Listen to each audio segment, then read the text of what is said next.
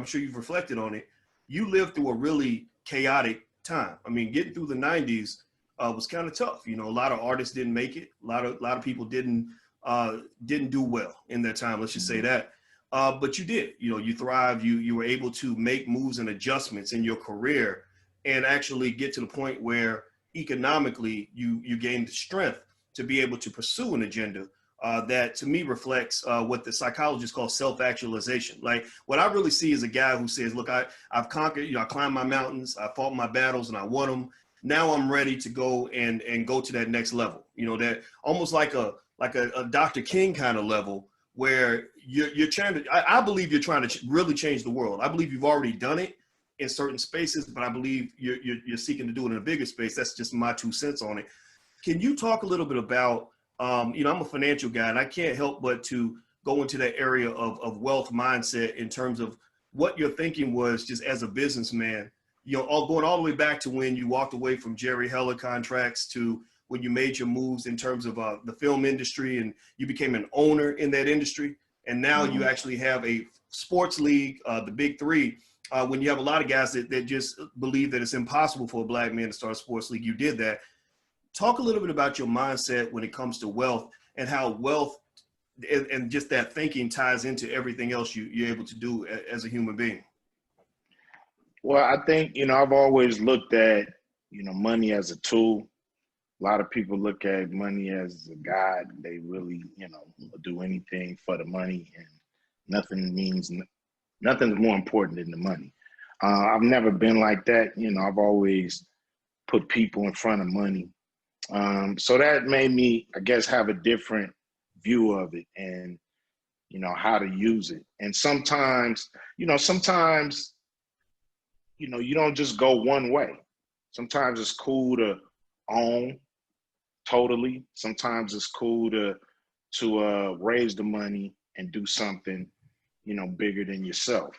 So, you know, I've learned that over the years, you know, through trial and error. You know, some things really worked, some things didn't work. The things that really worked, you know, are very visible. You know, the things that didn't work wasn't. Then, you know, doing a league, you know, wanting to, you know, own a big share of it and, you know, raising that kind of money in that area. You know, a league is something very unique. You know, people put their money in a lot of stuff, but most sports leagues don't make it. So I learned a big lesson raising money with a sports league over, you know, raising money for a movie, or we raised almost $10 billion to try to buy the regional sports networks that was available when Disney bought Fox.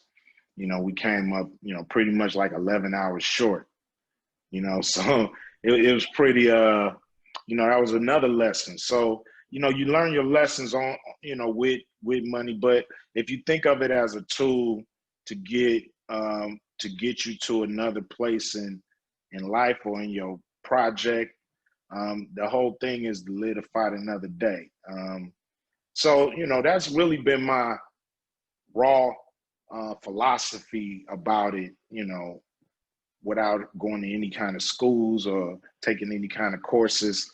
It's just, to me, you know, common sense usually wins the day.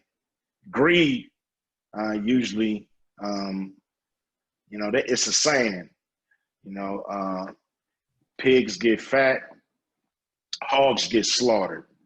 So Wow. when you're too greedy. Wait, you do know that I said that yesterday, right? Oh, you said that one.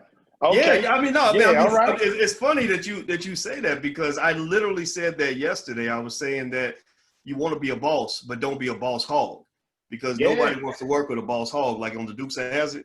You know, like literally that whole hog mentality, that pure capitalist, I gotta have it all, I'm gonna screw people over for money, like that doesn't work. So we talked about that yesterday. It's crazy that you said that.